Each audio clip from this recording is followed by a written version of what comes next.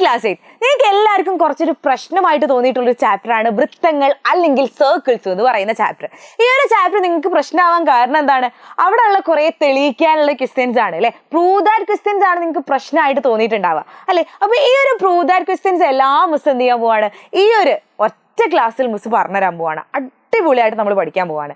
ഈ ഒരു വീഡിയോയിലേക്ക് നമ്മൾ പോകുന്നതിന് മുന്നേ മിസ്സിന് വേണ്ടിയിട്ട് നിങ്ങൾ ഒരൊറ്റ കാര്യം ചെയ്യണം. നമുക്ക് എല്ലാവർക്കും അറിയുന്ന കാര്യമാണ് നമ്മളുടെ ബൂസ്റ്റർ ബാച്ച് സ്റ്റാർട്ട് ചെയ്യാണ് അല്ലെ. ഈ ബൂസ്റ്റർ ബാച്ചിൽ ഒരു ഓഫർ നടക്കുന്നുണ്ട്.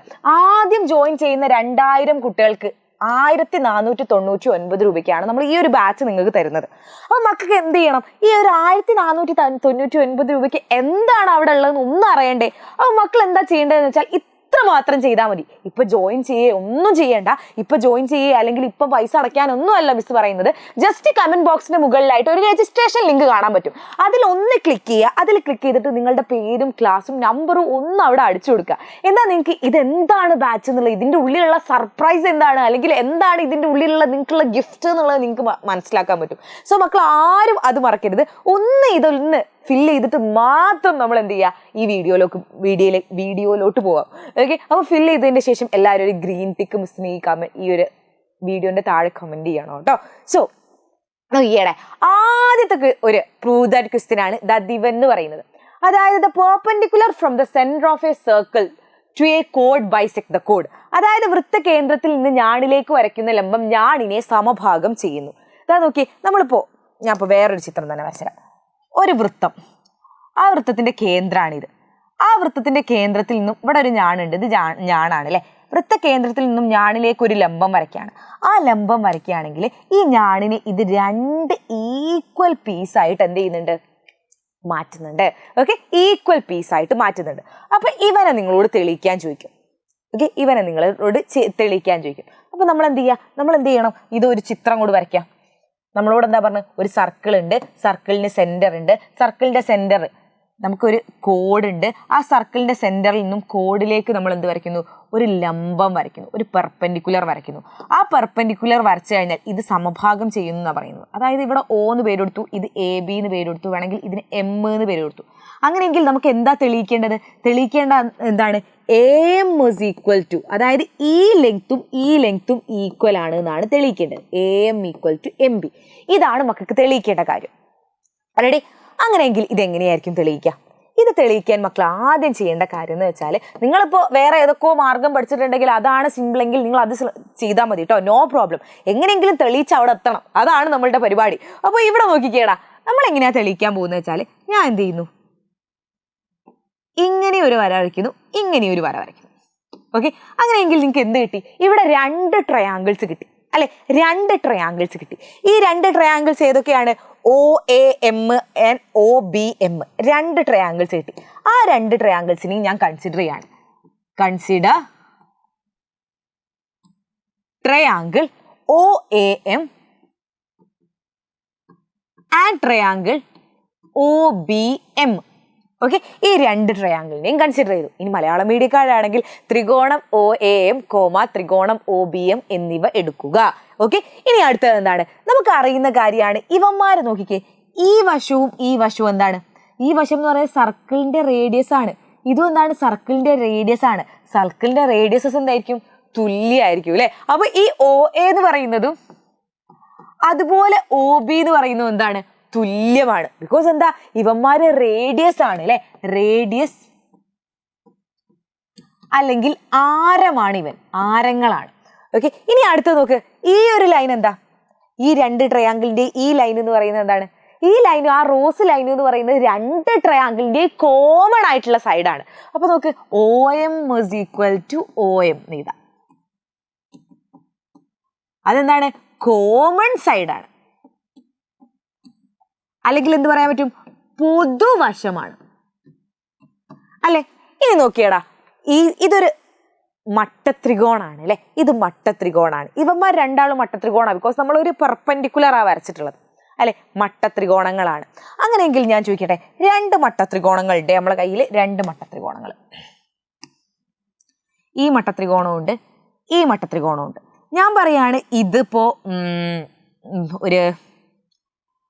ഇവിടെ 2 ആണ്.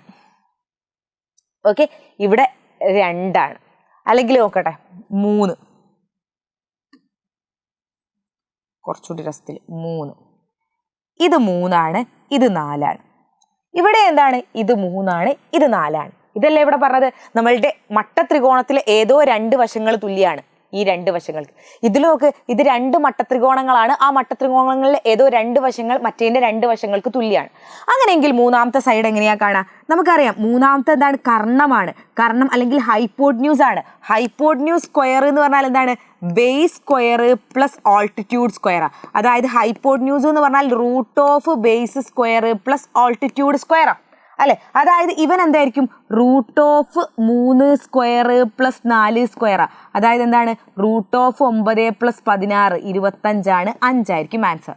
ഇവിടെ അതുപോലെ തന്നെയല്ലേ വരിക? ഇത് 3ഉം 4ഉം ആണെങ്കിൽ ഈ കർണം എന്തായിരിക്കും വരിക? Hypotenuse root of 3 square plus 4 square ആണ് അല്ലെ? 3 സ്ക്വയർ പ്ലസ് 4 സ്ക്വയർ ആണ്. അപ്പൊ ഈ ഒരു നിമിഷം മുതൽ നിങ്ങൾ മനസ്സിലാക്കേണ്ട ഒരു കാര്യം എന്ന് പറയുന്നത്, ഏതൊരു മട്ടത്രികോണം 2 മട്ടത്രികോണങ്ങൾ എടുത്തു കഴിഞ്ഞാൽ അതിന്റെ 2 വശങ്ങൾ തുല്യമാണെങ്കിൽ അതിന്റെ മൂന്നാമത്തെ വശവും തുല്യമായിരിക്കും.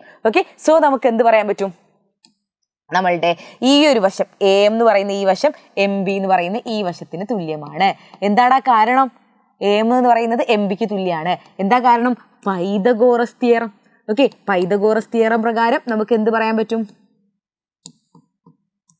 ഇതിനെ പൈതഗോറസ് തിയറം എന്നല്ലേ നമ്മൾ പഠിച്ചത്. അപ്പൊ പൈതഗോറസ് തിയറം പ്രകാരം ഇവന്മാര് തുല്യമാണ്. ഓക്കെ, പൈതഗോറസ് സിദ്ധാന്തം. ഇത്ര മാത്രമേ നിങ്ങൾക്ക് എഴുതാനുള്ളൂ. ഇത്ര മാത്രം. ഇതൊരൊറ്റ വരി എഴുതുന്നതിന് അത്ര വലിയ സംഭവമായിട്ട് നിങ്ങൾ കാണുന്നത്. അങ്ങനെയെങ്കിൽ അടുത്തത് ഞാൻ പറഞ്ഞോട്ടെ. ഈ ഒരു സാധനം, അതായത് chords of a circle at equal distance from a centre have equal length.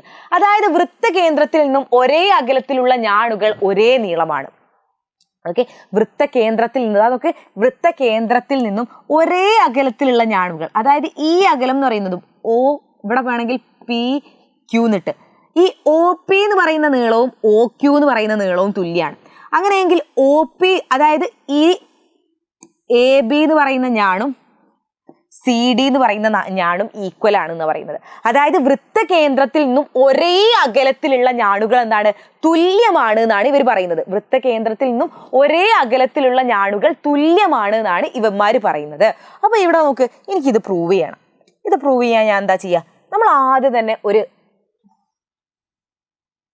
2 triangle അങ്ങോട്ട് എടുക്കും. അതാണ് നമ്മൾ ആദ്യ പരിപാടി. 2 ട്രയാങ്കിൾ എടുത്തേ, 2 ട്രയാങ്കിൾ. അപ്പോൾ ഇവന്മാരെന്താ പ്രൂവ് ചെയ്യേണ്ടത്? ഈ ഒരു എ ബിയും സി ഡിയും തുല്യമാണ് എന്നാണ് എനിക്ക് പ്രൂവ് ചെയ്യേണ്ടത്. എങ്ങനെയാണോ പ്രൂവ് ചെയ്യുക? ഞാൻ എന്ത് ചെയ്തു? കൺസിഡർ, ഏതൊക്കെ ട്രയാങ്കിൾസ് ആണ് എടുക്കുന്നത്? Consider triangle O P A and triangle O Q C. ഈ 2 ട്രയാങ്കിളും എടുക്കുകയാണ് അല്ലെ? 2 ട്രയാങ്കിളും എടുക്കുകയാണ്. അതിൽ നമുക്ക് അറിയുന്ന കാര്യമാണ് O P is equal to O Q ആണ് അല്ലെ? അതായത് ഈ ഒരു അകലം എന്ന് പറഞ്ഞാൽ ഒരേ അകലത്തിലുള്ള ഞാണുകളാന്ന് പറഞ്ഞിട്ടുണ്ട്. അപ്പോൾ already O P equal to O Q ആണ് നമുക്ക് അറിയുന്ന കാര്യം. ഒരേ അകലത്തിലാണെങ്കിൽ നമുക്ക് എന്തായാലും ആ അകലങ്ങൾ തുല്യമായിരിക്കൂലേ, ഒ പിയും ഒ ക്യൂവും. സോ എന്താണ്? ഇത് ഓൾറെഡി ഗിവൺ ആണ്, അല്ലെങ്കിൽ തന്നിരിക്കുന്നു എന്ന് എഴുതി വെക്കാം. ഓക്കെ, ഇനി അടുത്തത് എന്താണ്? നമുക്ക് വേറെ ഏതാ അറിയുന്ന കാര്യം? ഈ 2 സൈഡ്സ് ഒക്കെ ഇത് രണ്ടും ഈക്വൽ ആണ്. ഈ സൈഡോ? ഇത് രണ്ടും എന്താണ്? ഒ സി എന്ന് പറയുന്നതും ഒ എ എന്ന് പറയുന്നതും ഇത് രണ്ടും വൃത്തത്തിന്റെ ആരങ്ങളാണ് അല്ലെ? സോ നമുക്ക് എന്ത് പറയാൻ പറ്റും? ഒ സി എന്ന് പറയുന്നതും ഒ എ എന്ന് പറയുന്നതും തുല്യമായിരിക്കും. ബിക്കോസ് എന്താ? ഇവന്മാര് റേഡിയസാ അല്ലെങ്കിൽ ആരങ്ങളാ അല്ലെ? ആരങ്ങളാണ്. ഇനി അടുത്ത് നോക്കിയേ, ഈ സൈഡും തുല്യമാണ്. ഈ സൈഡ് ഈ സൈഡിന് തുല്യമാണ്, ഈ സൈഡിന് തുല്യമാണ്. ഇവന്മാർ രണ്ടാളും മട്ടത്രികോണങ്ങളല്ലേ? മട്ടത്രികോണങ്ങളുടെ പ്രത്യേകത എന്താണ്? 2 വശങ്ങൾ തുല്യമാണെങ്കിൽ എന്തായിരിക്കും? മൂന്നാമത്തെ വശവും ഒബ്വിയസ്ലി തുല്യമായിരിക്കും. സോ നമുക്ക് പറയാൻ പറ്റും എ പി എന്ന് പറയുന്നതും സി ക്യു എന്ന് പറയുന്നതും ഈക്വലാ. എന്താ കാരണം? നമ്മളുടെ പൈതഗോറസ് തിയറം.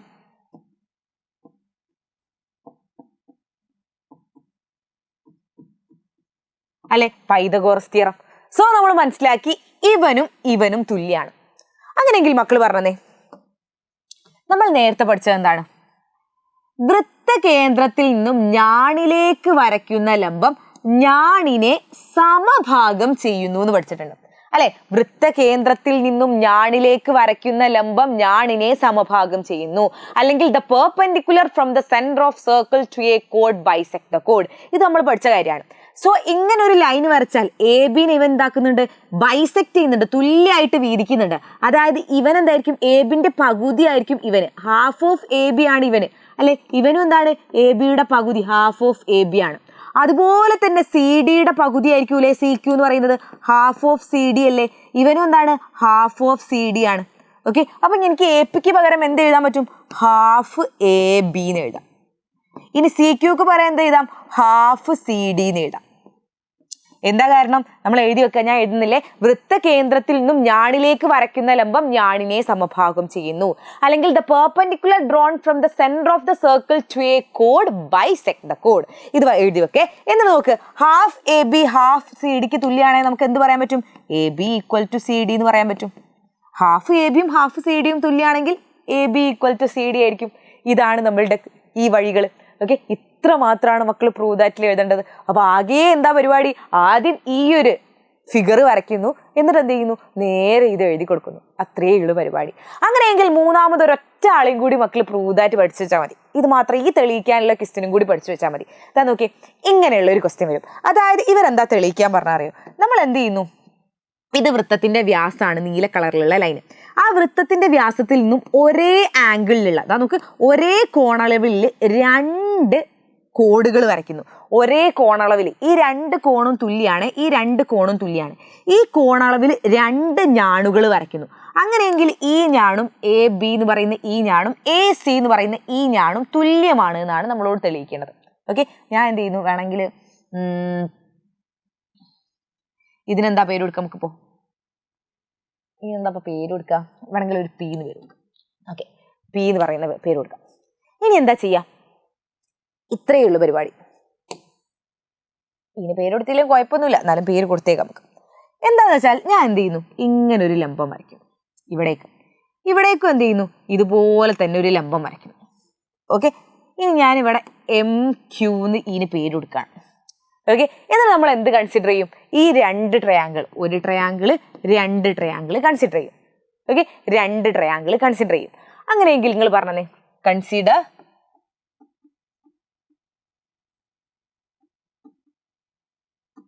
ഏതൊക്കെയാണ്, ട്രയാങ്കിൾ എ എം, ഇവിടെ ഒ ആണെങ്കിൽ എ എം ഒ അല്ലെങ്കിൽ എ ഒ എം,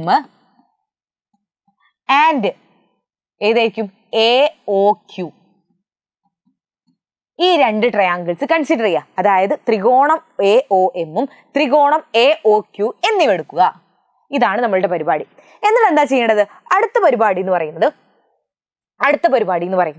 നമുക്ക് ഇതിൽ തുല്യമായിട്ടുള്ള ആളുകൾ എഴുതുക എന്നുള്ളതാണ് അല്ലെ. നമുക്കറിയാം എ ഒ എന്ന് പറയുന്നത് എന്താണ്, ഇതിന്റെ പൊതുവശാണ് അല്ലെ. എ ഒ സമം എ ഒ, അതായത് അതെന്തായിരിക്കും, പൊതുവശാണ് അല്ലെങ്കിൽ കോമൺ സൈഡാണ്. ഇനി അടുത്ത വേറൊരാൾ ആരാ അറിയുന്നത്, നിങ്ങളൊന്ന് ആലോചിച്ച് നോക്കിയേ. വേറെ നമുക്ക് ഇവന്മാരെ ഈ രണ്ട് ആംഗിൾസ് അതും തുല്യല്ലേ, ഈ രണ്ട് ആംഗിൾസ് അതും തുല്യാണ്, അതും നമുക്ക് അറിയുന്ന കാര്യമാണ് അല്ലെ. ഈ രണ്ട് ആംഗിൾസ് അതും തുല്യാണ്. സോ നമുക്ക് എന്ത് പറയാൻ പറ്റും, എം എ ഒ അല്ലെങ്കിൽ O A M, angle O A M is equal to O A Q. എന്താണ്, ഓൾറെഡി തന്നിട്ടുള്ളതാണ്, ഓൾറെഡി ഗിവൺ ആണ്. ഇനി എന്താ നമ്മൾ പറഞ്ഞത്, ഈ വശവും ഈ ആംഗിളും തുല്യാണ്. ഓക്കെ, ഇനി നോക്കി, ഈ ആംഗിളും തുല്യല്ലേ, ബിക്കോസ് നമ്മൾ പെർപെൻഡിക്കുലർ ആ വരച്ചപ്പോൾ 90 ഡിഗ്രിയാണ്. അപ്പൊ ഒ എം എ എന്ന് പറയുന്നത് എന്തായിരിക്കും, ഒ ക്യു എക്ക് തുല്യമായിരിക്കും. ഓക്കെ, ഇതെന്താണ്, ഈക്വൽ ടു 90 ഡിഗ്രിയാണ്. ഇനി അടുത്തത്, അങ്ങനെയെങ്കിൽ നമുക്ക് പറയാൻ പറ്റൂലേ മൂന്നാമത്തെ ഈ ആംഗിളും തുല്യാണെന്ന്. രണ്ട് ട്രയാങ്കിളിന്റെ രണ്ട് ആംഗിൾസ് തുല്യാണെങ്കിൽ മൂന്നാമത്തെ ആംഗിളും തുല്യായിക്കൂലേ. ഇത് നോക്ക്, രണ്ട് ട്രയാങ്കിൾ വരച്ചു. ഞാൻ പറയാണ് ഇവൻ 30 ഇവൻ 40. ഇവനിലും ഒന്ന് 30 ഒന്ന് 40. അപ്പൊ നിങ്ങളൊന്ന് ആലോചിച്ച് നോക്കി, ഇവൻ എത്രയായിരിക്കും, 180 നിന്നും 30 + 40 കുറച്ചതാ. ഇവിടെയോ 180 നിന്നും 30 + 40 കുറച്ചതാണ്. സോ നമുക്ക് പറയാൻ പറ്റും എന്ത്, angle MOP is equal to എന്തായിരിക്കും? QOA. ഓക്കെ, QOA ആയിരിക്കും. അതെന്താ കാരണം? ഒരു ത്രികോണത്തിലെ രണ്ട് കോണുകൾ തുല്യമാണെങ്കിൽ മൂന്നാമത്തെ കോണും തുല്യമായിരിക്കും. ഓക്കെ, ഇനി നിങ്ങളൊന്ന് ആലോചിച്ച് നോക്കേ. നമ്മൾ പണ്ട് ഈക്വൽ ട്രയാങ്കിളിൽ പഠിച്ചിട്ടുണ്ട് ഒരാളെ. അതായത് ഒരു സൈഡും അതിൻ്റെ മുകളിലുള്ള രണ്ട് ആംഗിൾസും ഈ ട്രയാങ്കിളിൻ്റെ ഈ സൈഡിനും അതിൻ്റെ മുകളിലുള്ള രണ്ട് ആംഗിളിനും തുല്യമാണെങ്കിൽ നമ്മൾ എന്താ പറയാ? അതിനെന്താ പറയാ? തുല്യ ത്രികോണങ്ങൾ എന്നാ പറയാ, അല്ലെ? തുല്യ ത്രികോണങ്ങൾ എന്നാ പറയാ. സോ നമുക്ക് പറയാൻ പറ്റും എന്ത്? നമുക്ക് ഈ രണ്ട് ത്രികോണങ്ങളും എന്താ? ത്രികോണം AOM ആൻഡ് ത്രികോണം AOQR ഈക്വൽ ട്രയാങ്കിൾസ് ആണ്. എന്താ കാര്യം? ഒരു സൈഡും അതിന്റെ മുകളിലുള്ള രണ്ട് ആംഗിളും മറ്റൊരു ട്രയാങ്കിളിന്റെ മറ്റൊരു ത്രികോണത്തിന്റെ ഒരു സൈഡിനും അതിന്റെ മുകളിലുള്ള രണ്ട് ആംഗിൾസിനും ഈക്വൽ ആണ്. സോ ഇവന്മാരെന്താണ്? ഈക്വൽ ട്രയാങ്കിൾ ആണ്. ഈക്വൽ ട്രയാങ്കിളിലാണെങ്കിൽ എന്തായിരിക്കും? തുല്യ കോണുകൾക്കെതിരെയുള്ള വശങ്ങൾ തുല്യമാണ്. സോ ഈ കോണിനെതിരെയുള്ള ഈ വശവും ഈ കോണിനെതിരെയുള്ള ഈ വശവും തുല്യമാണ്. അതായത് AM is equal to AQ. നമുക്ക് എന്താ തെളിയിക്കേണ്ടത്? ഈ വലിയ സൈഡ് ഈക്വൽ ടു ഈ വലിയ സൈഡാന്നാ തെളിയിക്കേണ്ടത്. അപ്പൊ AM ഈക്വൽ ടു AQ എന്ന് തെളിയിച്ചേ. ഇനി നിങ്ങൾ പറഞ്ഞേ AM എന്തായിരിക്കും? AM ഇവിടെ നമുക്ക് വൃത്ത കേന്ദ്രത്തിൽ നിന്നും ഞാണിലേക്ക് വരയ്ക്കുന്ന ലംബം ഞാണിനെ സമഭാഗം ചെയ്യുന്നു. അതായത് ABന്റെ പകുതിയാണ് AM എന്ന് പറയുന്നത്, അല്ലെ? ഇത് നോക്ക്, ACന്റെ പകുതി ആയിക്കൂലെ AQ എന്ന് പറയുന്നത്. അപ്പൊ AM ഈക്വൽ ടു AQ ആണെങ്കിൽ half AB is equal to half AC ആയിരിക്കും. എന്താ കാരണം? വൃത്തകേന്ദ്രത്തിൽ നിന്നും ഞാണിലേക്ക് വരയ്ക്കുന്ന ലംബം ഞാണിനെ സമഭാഗം ചെയ്യുന്നു. അല്ലെങ്കിൽ the perpendicular drawn from the center of circle to a chord bisect the chord. Okay, ഇനി എന്താ ചെയ്യേണ്ടത്? ഹാഫ് AB ഹാഫ് ACക്ക് തുല്യമാണെങ്കിൽ AB സമം AC. റെഡി? ഇതാണ് തെളിയിക്കേണ്ടത്. നിങ്ങൾക്ക് ചിലപ്പോൾ കുറച്ച് ഹാർഡായിട്ട് തോന്നിയിട്ടുണ്ടെങ്കിലും ഈ ഒരൊറ്റ വീഡിയോ കഴിയുന്നതോടെ എൻ്റെ മക്കൾ എന്ത് ചെയ്യണം? ഇത് അടിപൊളിയായിട്ട് പഠിച്ചു വെക്കണം കേട്ടോ. അത്രയും ഇമ്പോർട്ടൻ്റ് ആയിട്ടുള്ള കാര്യമാണ്. ഈ ഒരു ചാപ്റ്ററിന് കാര്യമായിട്ട് നിങ്ങൾക്ക് തെളിയിക്കാനുള്ള ക്വസ്റ്റ്യൻ വരുന്നത് ഈ ഒരു ഭാഗത്ത് നിന്ന് മാത്രമേ വരുള്ളൂ. അപ്പോൾ ഈ മൂന്നെണ്ണം നിങ്ങളൊന്ന് ആലോചിച്ച് നോക്ക്. നിങ്ങൾ എങ്ങനെയെങ്കിലും പഠിച്ചെടുത്താൽ എന്ത് സുഖാടാ. നിങ്ങൾക്ക് 30ൽ നല്ലൊരു മാർക്കിന് തന്നെ ഇങ്ങനത്തെ ഒരു ക്വസ്റ്റ്യൻ വരുന്നതാണ്. അപ്പോൾ അടിപൊളിയായിട്ട് പഠിച്ചു വെച്ചോ കേട്ടോ, ഉഷാറായിട്ട് പഠിച്ചു വെച്ചോ. അങ്ങനെയെങ്കിലടാ ഇത്രയും കാര്യങ്ങളാണ് പറയാനുള്ളത്. അപ്പോൾ ഇതുപോലെയുള്ള ഒരുപാട് ക്വസ്റ്റ്യൻസ് ചെയ്യണം, ഒരുപാട് പുതിയ പുതിയ നോട്ട്സ് വേണം, കുറേ ഫ്രീ ആയിട്ട് മെറ്റീരിയൽസ് വേണം എന്നുള്ളവരാണെങ്കിൽ നിങ്ങളുടെ ബെസ്റ്റ് ഓപ്ഷൻ ആണ് നമ്മളുടെ സ്റ്റഡി ഗ്രൂപ്പ് എന്ന് പറയുന്നത്. അപ്പോൾ ആരെങ്കിലും സ്റ്റഡി ഗ്രൂപ്പിൽ ഇനി ജോയിൻ ചെയ്യാൻ ബാക്കിയുണ്ടെങ്കിൽ നിങ്ങൾക്ക് ലാസ്റ്റ് ഓപ്ഷൻ ആണ് കേട്ടോ ഇതെന്ന് പറയുന്നത്. നമ്മളുടെ എക്സാം ഇതോടുകൂടി തീരുകയാണ്. സോ നിങ്ങൾ എന്ത് ചെയ്യുക? ഒന്ന് ജസ്റ്റ് കമൻറ്റ് ബോക്സിന് മുകളിലായിട്ട് ഒരു കമ്മ്യൂണിറ്റി ഗ്രൂപ്പിന്റെ ലിങ്ക് പിൻ ചെയ്ത് വെച്ചിട്ടുണ്ടാവും. അതിൽ ക്ലിക്ക് ചെയ്യുക, കമ്മ്യൂണിറ്റി ഗ്രൂപ്പിൽ ജോയിൻ ചെയ്യുക കേട്ടോ. സോ കമ്മ്യൂണിറ്റി ഗ്രൂപ്പിൽ വെച്ച് കാണാം. അതുവരേക്കും ബൈ.